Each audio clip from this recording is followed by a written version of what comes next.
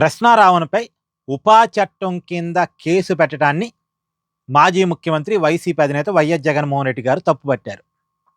తప్పుపడుతూ tweet చేశారు. కాకపోతే ఆ ట్వీట్లో ముందుగా హే రామ్ అనే పదాన్ని జగన్మోహన్ రెడ్డి గారు వాడారు.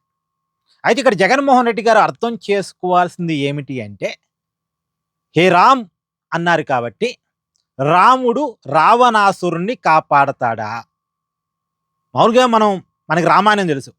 రామాయణంలో రాముడు 10 తలల రావణాసుడి తల తీసేస్తాడు. రావణాసుడి 10 తలలు కూడా రాముడు తీసేస్తాడు. ఎందుకు తీసేస్తాడు? సీతాదేవిని ఎత్తుకుపోయినందుకు, ధర్మానికి వ్యతిరేకంగా ప్రవర్తించినందుకు, అధర్మంగా ఉన్నందుకు రావణాసుడి 10 తలలు కూడా రాముడు కట్ చేస్తాడు. ఇది రాముడు చేసిన పని. కానీ జగన్మోహన్ రెడ్డి గారు ఏంది, రాముణ్ణి వేడుకుంటున్నాడు రావణాసుని కాపాడమని. ఇది సాధ్యమయ్యే పనేనా? జగన్మోహన్ రెడ్డి గారి కోరిక ఫలిస్తుందా? అది నాకు అర్థం కాక అడుగుతా.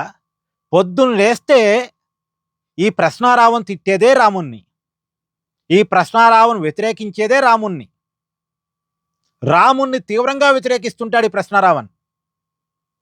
రామాయణంలోని ఘట్టాలన్నిటిని కూడా వివరిస్తూ రాముణ్ణి తప్పుబడుతూ, రామాయణాన్ని తప్పుబడుతూ, రాముడు క్యారెక్టర్ని కించపరుస్తూ అనేక వీడియోలు చేశాడు ఈ ప్రశ్నారావణ్.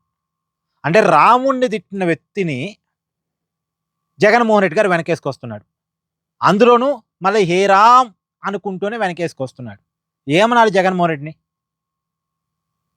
అంటే హిందూ మతం మీద వెళ్ళి ప్రేమ ఉన్నట్టుగా నటిస్తూ కత్తికి తేనె పోసి మన గొంతులు కోస్తున్నారు. మీకు అర్థమవుతుందా?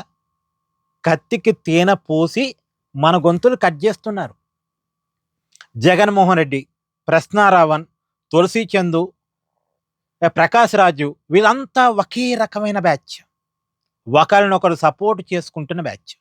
వీళ్ళందరి ఉద్దేశం హిందూ మతాన్ని లేకుండా చేయటం, హిందూ మతంలోని దళితుల్ని క్రిస్టియానిటీలోకి చేర్చే లక్ష్యంతో ఒక మిషన్ నడుస్తుంది.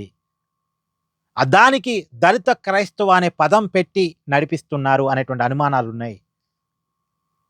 వీటన్నిటికీ కర్మ కర్త క్రియ జగన్మోహన్ రెడ్డేనా అనేటువంటి అనుమానాలు కలుగుతూ ఉన్నాయి.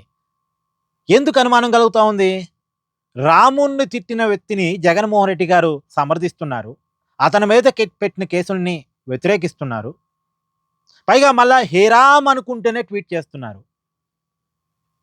పొద్దున్న లేస్తే ఈ ప్రశ్నారావణ్ రాముణ్ణే కించపరుస్తాడు, రామాయణాన్నే కించపరుస్తాడు, హిందూ మతాన్నే కించపరుస్తాడు, హిందువులనే నా కొడుక అన్నట్టుగా మాట్లాడతాడు. అలాంటి వ్యక్తిని జగన్మోహన్ రెడ్డి గారు వెనకేసుకొస్తూ మళ్ళా హేరామ్ అనే పదాన్ని మాట్లాడటం అంటే ఎలా చూడాలిగా? అయినా అసలు రాముడు రావణాసుని రక్షిస్తాడా? మనం చదువుకున్న రామాయణం ప్రకారం అయితే రాముడు రావణాసుని శిక్షిస్తాడు. మరి జగన్మోహన్ రెడ్డి గారికి ఎందుకు అర్థం కావట్లేదు? ఇక్కడ మీ అభిప్రాయం కూడా కామెంట్ చేయండి.